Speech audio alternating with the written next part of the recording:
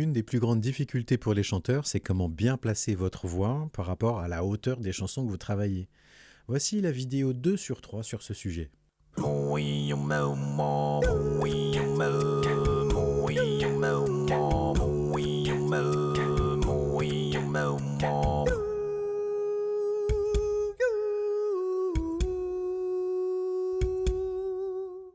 Chanteuses, chanteurs, bienvenue sur Singing Apes. Moi, c'est Jérémy Delettre.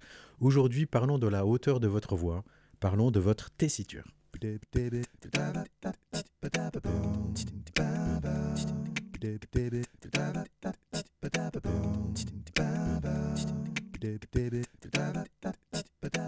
Dans la dernière vidéo, je vous parlais d'ambitus, l'ambitus des chansons et l'ambitus des voix. L'ambitus de votre voix, c'est donc le maximum de votre capacité, c'est-à-dire la distance entre la note la plus grave et la plus aiguë que vous pouvez atteindre.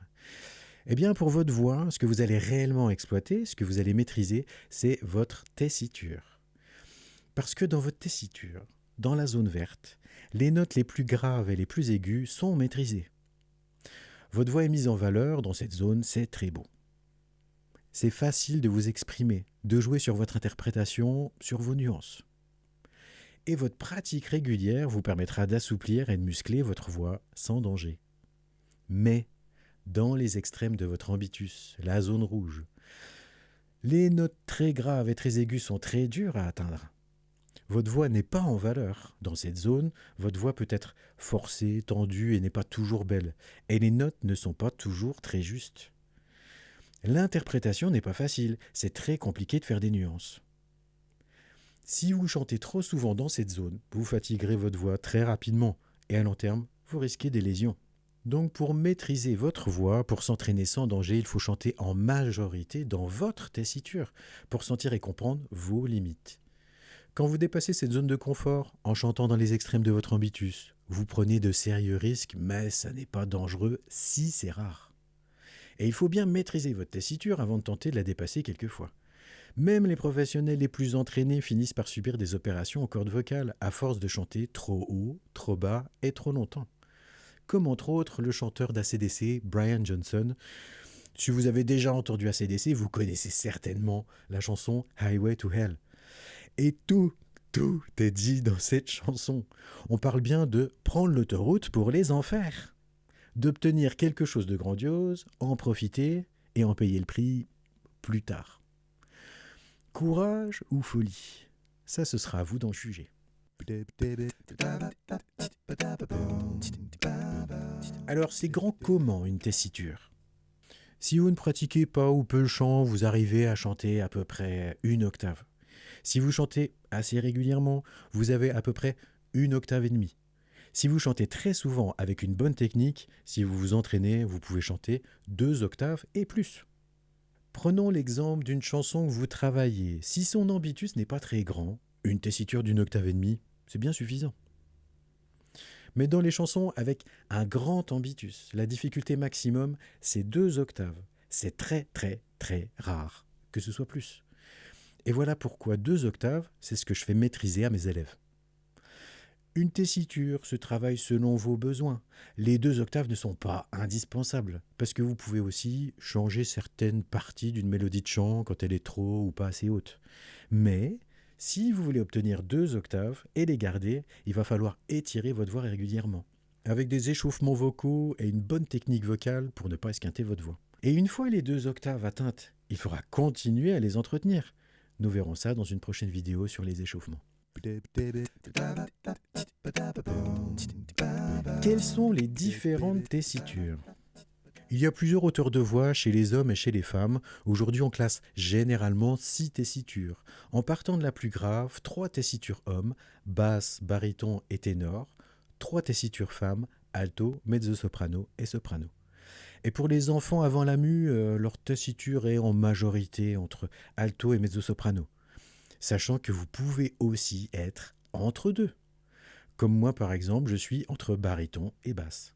Les tessitures se chevauchent et nous avons donc des notes communes. Sur ce schéma, considérons que toutes ces tessitures ont 2 octaves d'amplitude.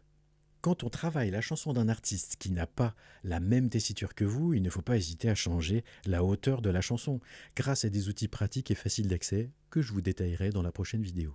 Par exemple, si je veux chanter une chanson de Michael Jackson qui est ténor et l'adapter à ma voix de baryton basse, je devrais descendre de quelques demi-tons la tonalité de la chanson pour m'exprimer au mieux et avoir donc un beau résultat. Et nous verrons comment rapidement, sans même connaître votre tessiture, adapter la hauteur d'une chanson à votre voix avec les demi-tons. Avant de lancer le générique de fin, je vais terminer avec un cas particulier. Attention si vous chantez dans une chorale.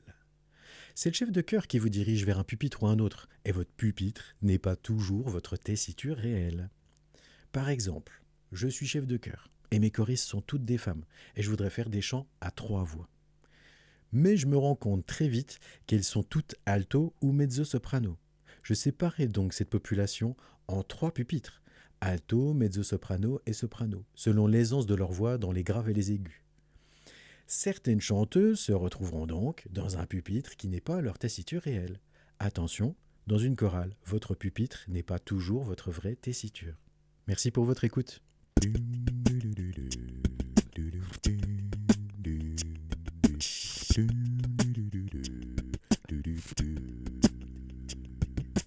Will you remain afraid at a foot on a mountain? Or will you can ever step today to the top?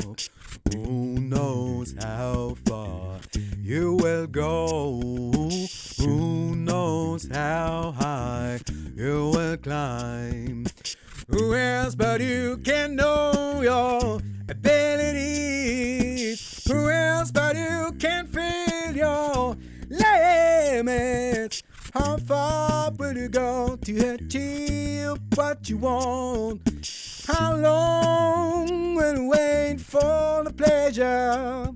Are you ready to open up the door? To venture beyond what you know?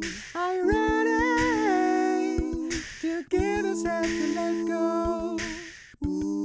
When you hear about your wings,